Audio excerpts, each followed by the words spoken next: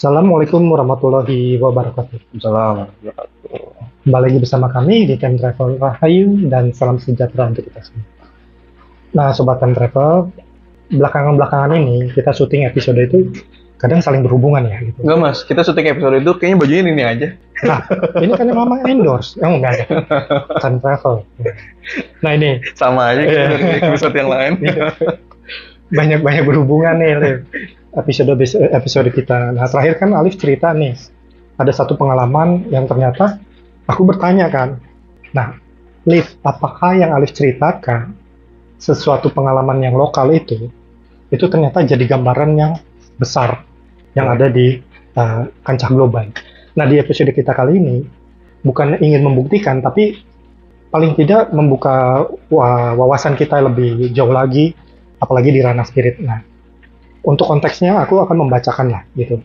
Karena ini konteksnya kita mau lihat nih, apakah yang global ini ternyata punya dampak juga di yang lokal. Nah, kita ini selama beberapa dekade itu, negara-negara di dunia itu kadang menikmati pertumbuhan ekonomi dan rasa aman gitu ya.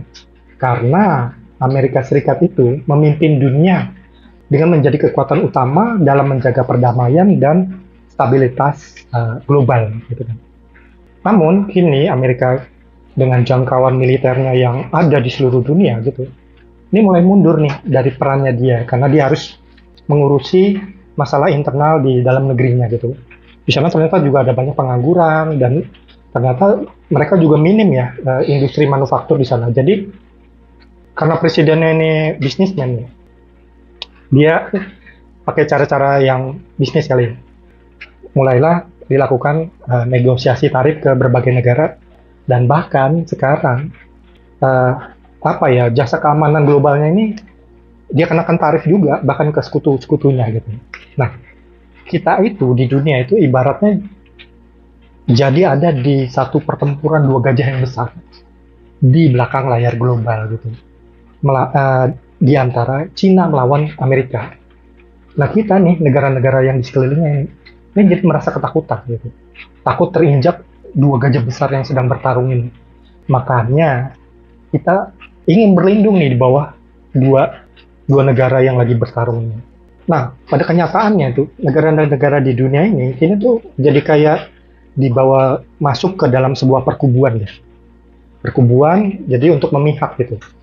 Saat tidak ada lagi payung penjaga keamanan global ya, stabilitas global. Itu situasi negara-negara itu jadi penuh tekanan ekonomi, tekanan politik, terus juga pertahanan keamanan dan bahkan juga soal pengelolaan sumber daya alam. Nah, sebenarnya ini kan situasi yang sangat mengkhawatirkan nih, bahkan boleh dibilang membahayakan. Nah, aku mengkaitkannya nih dengan narasi-narasi kuno zaman dulu yang bilang pemicu Perang Dunia Ketiga itu dibilangnya dari Asia, kawasan Asia. Nah, sebenarnya kalau dalam pandangan spirit Alif nih, apa sih yang diperlihatkan dengan situasi chaos di dunia saat ini? Nah, apa yang terbaca ketika negara adidaya ini sudah tidak lagi menjadi pemimpin tatanan stabilitas global? Apa deh? Oke, Bismillahirrahmanirrahim. Yang perlu di reminder ya, yang perlu diingetin sebelum kita kejauhan bahasa. Pertama, saya itu bukan orang politik. Ya, kedua, memang sesuai ininya, sesuai kapasitas Alif, spirit. Iya, maksudnya lagi cerita, maksudnya lagi ngasih tahu, meminimalisir kalau nanti orang tuh komen, wah lu nggak bener lu ngomong kayak gitu maksudnya. Sotoy politik. Sotoy lu gitu. Nah ini lagi ngasih tahu, lagi cerita. Pertama, saya bukan orang politik. Kedua, saya bukan orang pertahanan dan keamanan. Bukan Menko Polhankam. Ya, geopolitik. Bukan. Ketiga, bukan ahli politik, geopolitik. Keempat, bukan ahli ekonomi. Kelima, bukan ahli analis strategis dan sebagainya. Iya. Maksudnya ini mah Alif anak muda dari enggak gini. Anggap aja kita kayak lagi nongkrong, bro. Betul. Oke. Kita lagi cerita aja. Sah-sah aja orang biasa lagi di warung kopi yang ngomong apa aja, ya kan boleh-boleh aja. Ya, nanggapin situasi terkini. Iya, namanya juga cerita. Anggaplah kita sekarang di episode ini lagi seperti itu. Jadi segala hal yang kita ceritakan ditanggapi dengan positif aja. Oke. Nah, gini, kita lagi masuk ke fase dimana orang lagi pada bingung akan hidup, ya kan? Akan kehidupan. Pengangguran makin banyak, yang di PHK makin banyak, yang punya tunggakan juga banyak, yang judi online juga banyak, yang pokoknya yang belum menjadi belum masuk ke dalam kategori orang cukup itu banyak banget gitu. Bahkan seingat saya pernah lihat data beberapa waktu belakangan sebelum syuting ini dimulai, itu ada indeks yang mengatakan Indonesia itu nomor 2 orang miskin terbanyak di dunia. Betul. Di Asia lah. Cina aja itu nomor 8 atau 9. Nomor 1 tuh apa gitu saya lupa. India apa saya lupa gitu. Pokoknya Indonesia nomor 2. Salah satu indeks yang dimunculin di sosmed waktu itu. Entah itu benar atau enggak. Tapi Indonesia kan juga bagian dari global. Ya kan? Bahwa Indonesia banyak kebijakan di dalam negeri ini mengikuti kebijakan yang ada di kancah dunia. Contohnya ketika ya tadi singkatnya ketika Trump dia mengumumkan ada tarif-tarif itu, peningkatan tarif dan sebagainya, mungkin untuk mengungguli kemajuan Cina yang semakin pesat juga. Di sisi lain kemajuan militernya Rusia juga, terus negara-negara yang kadang-kadang seperti diremehkan dengan teknologinya juga, mungkin juga Amerika sebagai negara adik kuasa juga hati-hati tentang hal itu, kayak misalnya ngelihat Iran gimana, ngelihat Pakistan gimana, ngelihat India gimana gitu kan, ngelihat Irak gimana, dan hal-hal seperti itulah gitu. Ketika bicara tentang pandangan spirit, artinya kalau spirit itu kan apa yang terlihat di visual spirit, atau orang bisa bilang itu batinnya. Lalu setelah itu kan ada sebuah kesimpulan dan sudut pandang yang terbentuk dari apa yang nampak. Ternyata itu bisa tergambarkan dengan logika sederhana kayak gini. Saya mengkaitkan dengan cerita singkat dari kisah Mahabharata ya. Waktu sebelum Baratayuda itu mulai, itu ada banyak pihak dalam wilayah yang sangat luas. Di situ ada kerajaan Hastinapura, ada kerajaan-kerajaan yang lain gitu kan. Bahkan Hastinapura punya beberapa wilayah-wilayah di bawah naungannya juga gitu. Intinya ada beberapa pihak itu yang punya kepentingan, dan pihak-pihak ini kan juga punya pemimpin, punya komandonya, punya rajanya gitu kan. Nah, kadang-kadang setiap pemimpin itu punya urusannya sendiri, entah bagaimana supaya itu bisa tercapai dengan cara apapun, entah itu dengan cara baik atau dengan cara yang kadang-kadang kurang baik gitu. Nah, ternyata hal itu bisa jadi cerminan di masa sekarang. Kalau kita lihat banyak pemimpin ini bukan berarti presiden atau perdana menteri doang ya, tapi pemimpin di skala yang lebih kecil lagi, kayak misalnya entah itu dia jenderalnya, entah itu dia menterinya, hal-hal seperti itulah ya, punya kepentingan yang sifatnya lebih ke arah kekuasaan. Nah, bicara tentang tadi kaitan sama Mas Anton, bahwa ini gimana sih pandangan Alif terhadap Amerika yang dunia yang kehilangan pemimpinnya, stabilitas global. Menurut ini asumsi saya dari yang terlihat, bahwa mau bagaimanapun orang bilang bahwa nanti Amerika bakal hilang citra pemimpin dunianya, tapi itu tidak semudah itu. Secara sederhananya, ya Amerika masih tetap berada di puncak, walaupun yang lain lagi berusaha nyusul dengan cara apapun.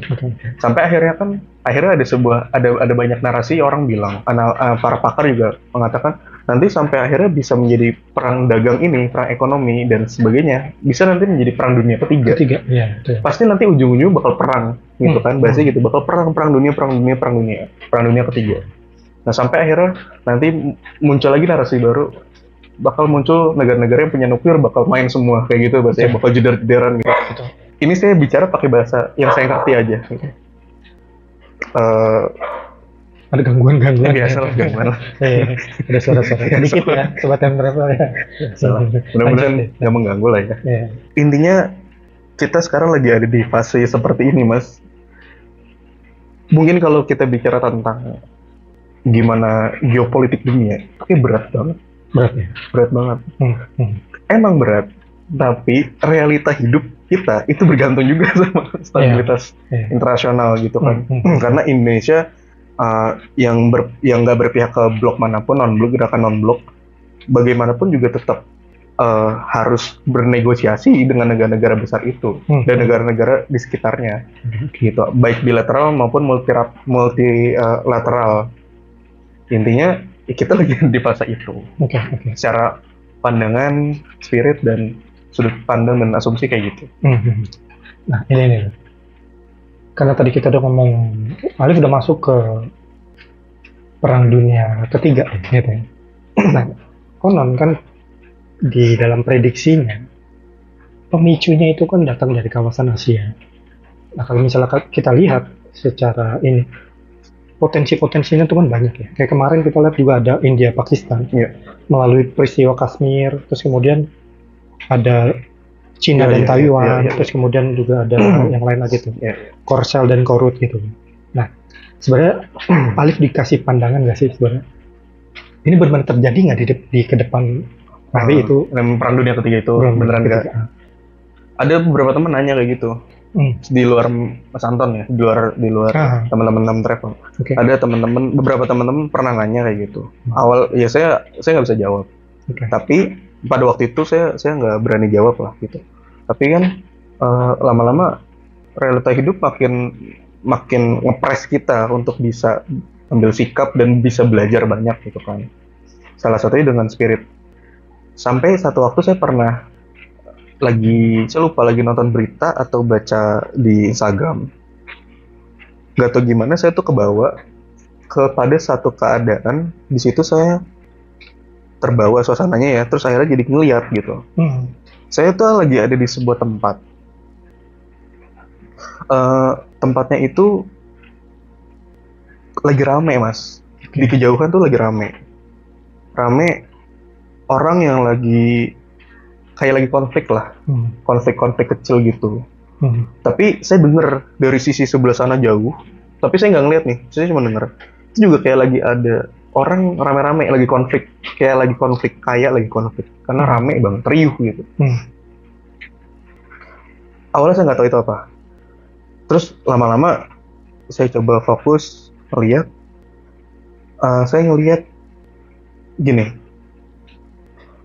ada sedikit orang, saya ngomongnya orang bule, ada orang bule, orang kulit putih, saya nggak tahu itu ras Arya kek, orang Eropa kek, atau orang Amerika, saya nggak tahu.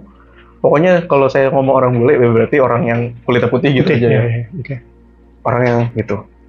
Tapi sedikit maknanya bukan berarti cuma satu dua orang, enggak. Maksudnya ini ada kelompok dikit gitu, bukan berarti dia masif, enggak. Tapi kelihatannya dikit di situasi lapangan.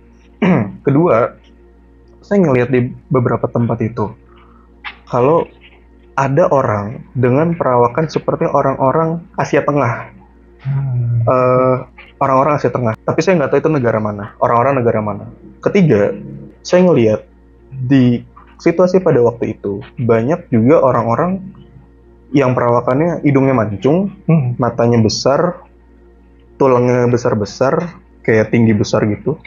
Saya ngomongnya, mungkin orang awam bakal bilang, oh itu kayak orang Arab.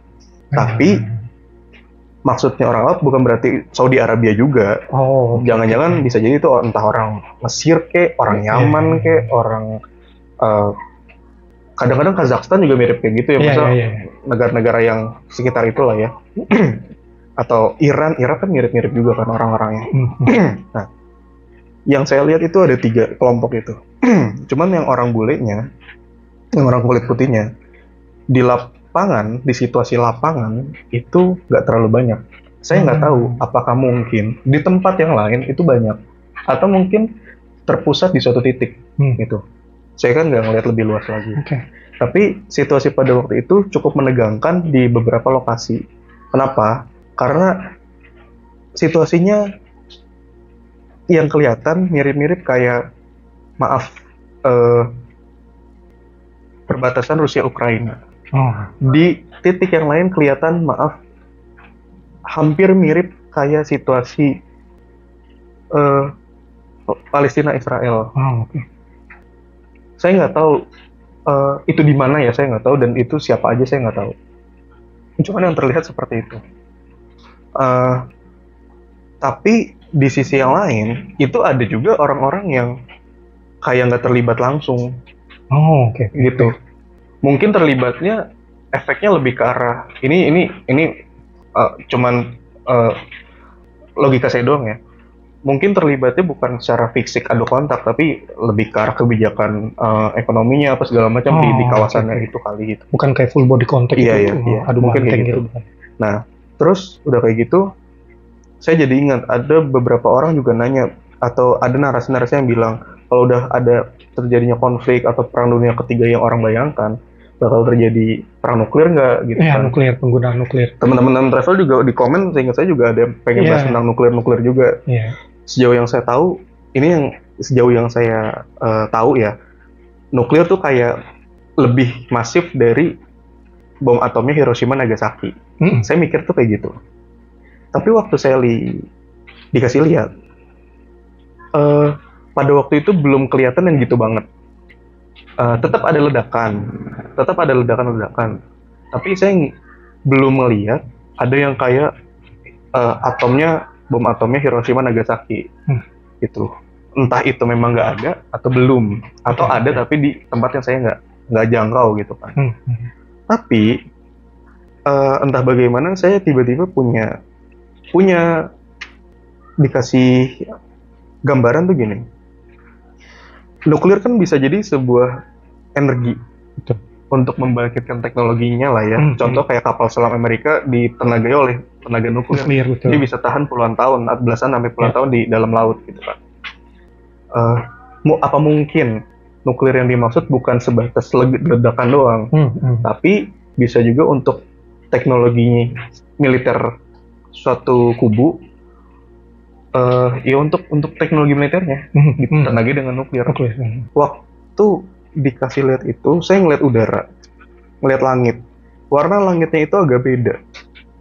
Teman-teman pernah, mungkin yang tinggal di Bali itu tahu langit Bali kayak gimana? Bersih, kayak apalagi kalau di daerah Kintamani, daerah Bedugul gitu kan, itu bersih gitu.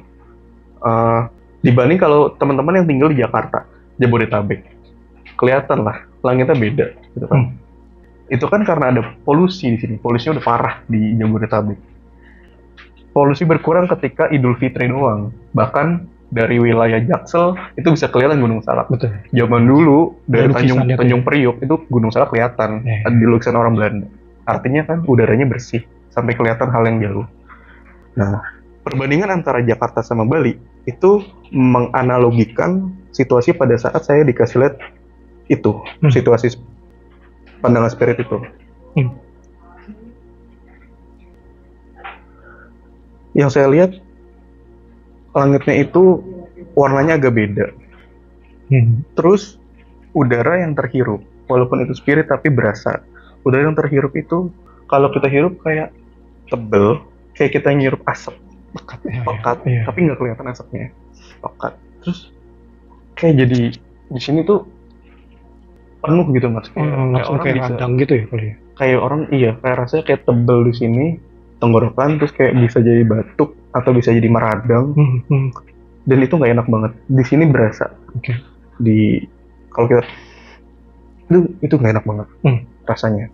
Nah, saya nggak tahu apakah pada waktu pengalaman yang saya dikasih itu ada efek dari ledakan nuklir kah, atau dari senjata biologis yang kebanyakan suka orang bilang itu. Kan bisa aja. Tak terlihat, Iya. tapi deadly gitu ya. Bisa aja kan senjata entah negara manapun itu ada senjata biologisnya yang mengandung virus, bakteri, intinya jadi penyakit kan bisa aja gitu. Bahkan itu yang mematikan kan teman-teman. Iya. Ya gitulah yang sejauh yang bisa saya ceritain begitu. Oke. Sampai gini, mungkin ini ngingetin sama episode yang pernah kita bahas. Saya nggak tahu situasi seperti itu nanti akan beneran terjadi segitunya atau bagaimana. Yang mudah-mudahan kita selalu di dalam perlindungan yang Maha Kuasa, dikasih keberuntungan.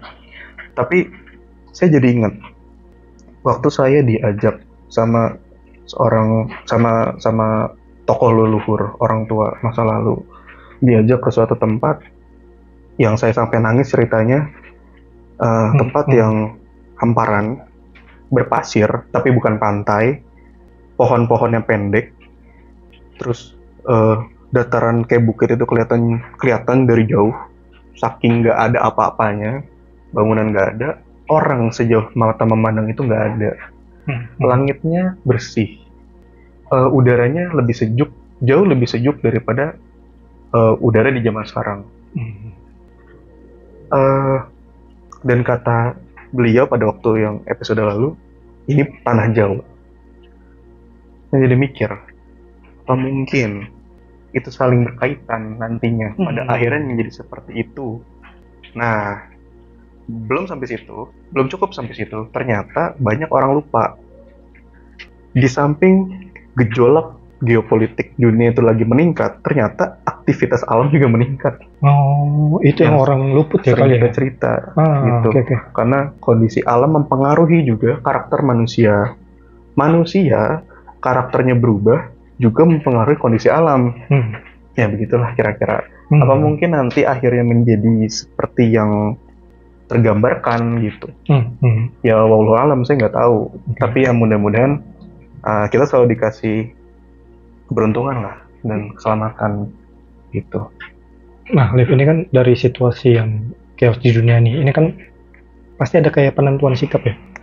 Banyak nih dari pemimpin-pemimpin negara ini juga udah kayak, aku ini ngeliat ini kayak misalnya mantan Perdana Menterinya Jepang, Fumio siapa gitu. Nah, dia kan bilang gini, apa yang terjadi di Ukraina itu bisa terjadi di Asia gitu. Istilahnya gitu. Kita tuh bisa di Ukraina kan kapan aja gitu. Apalagi melihat Indonesia itu punya potensi yang besar, sumber daya alam, sumber daya orang gitu. Nah, sebenarnya bagaimana nih, Liv, Indonesia itu menentukan sikap merespon ini gitu? Batuk tuh kan. Nah, itu dia tuh. Sebenarnya apa sih gitu? Mungkin ada yang dipesankan dari para leluhur gitu di. Sebenarnya gini Mas, sikapnya tergantung bagaimana para pemimpin bangsa. Sederhananya orang biasa kan gitu ya, kalau di warung kopi ya. Betul.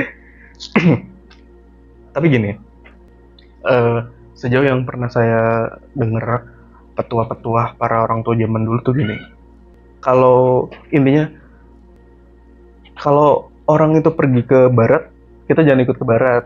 Kalau orang pergi ke timur, kita jangan ikut-ikutan ke timur.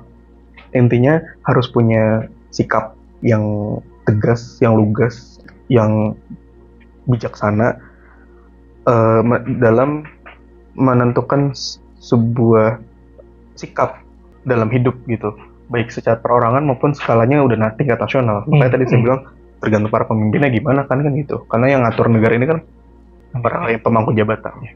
Nah, sikapnya ya lagi-lagi ya tergantung mereka pola pikirnya bagaimana. Tapi kita sebagai masyarakat bisa cuma ya semoga adil, bijaksana, hal gitulah, hal-hal positif lebih ke arah situ supportnya. Dan yang penting punya pendirian lah untuk menyikapi hal-hal itu. Gitulah kira-kira. Oke, ini juga kelihatan ya, ternyata ada gambaran global juga ternyata sebenarnya dekat dengan kita banget ya gitu. Memang dunia nggak lagi dipimpin oleh satu negara adik kuasa gitu, dan apa yang menaungi lah. Tapi kita memasuki era ketidakpastian di mana ada penuh intrik persaingan global gitu. Nah, di tengah perubahan ini, negara dan bahkan individu sekalipun sebenarnya bisa membaca situasi dan kemudian beradaptasi dan kemudian mau memimpin diri untuk menjaga masa depan bersama gitu. Nah, kita kan sebenarnya makhluk politis juga lah gitu. Jadi apa yang kita tentukan hari ini akan menentukan apa yang ada di masa depan kita. Nah, kita juga pengennya kita tuh punya pemikiran yang membangun ketahanan,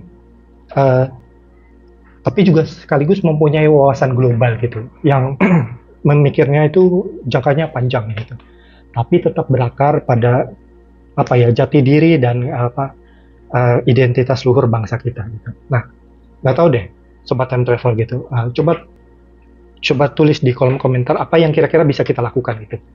Nah, apakah kita ini akan membentuk masa depan atau kita akan jadi penonton aja di situasi yang kita yang sekarang. Oke, mungkin itu dulu kali ya Sobat Template. Tetap elingan waspada gitu kan. Kita akan ketemu di episode selanjutnya. Wassalamualaikum warahmatullahi wabarakatuh.